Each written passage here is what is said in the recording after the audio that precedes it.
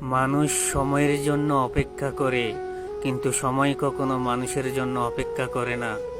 দিন গিয়ে রাত আসে, রাত গিয়ে দিন আসে, সময়ে সময় ফুরিয়ে যায়। দিন যত সামনে যায় ততই টাইম ফুরিয়ে যায়। তো সময় কখনো কারো জন্য অপেক্ষা করে না, মানুষ এই সময়ের জন্য অপেক্ষা করে। যতই দিনের পর দিন দিন পাল্টায়, পরিবর্তনে সব কিছু বদলায়, পরিবর্তনে সব কিছু বদলে যায়, বা পরিবর্তন হয় বা উন্নত হয়, বা মানুষ থেকে মানুষ পরিবর্তন হয়, মানুষ থেকে মানুষ নষ্ট হয়, খারাপ হয়। একটা খারাপ মানুষ থেকে 10টা মানুষ খারাপ হতে পারে, একটা ভালো মানুষ থেকে 10টা মানুষ ভালো হতে পারে। একটা পাখি খুব সহজে একটা পিঁপড়াকে খেয়ে নিতে পারে, কিন্তু পরবর্তী পাখি যখন মরে যায়, পাখিকে পিঁপড়ায় খেয়ে নেয়।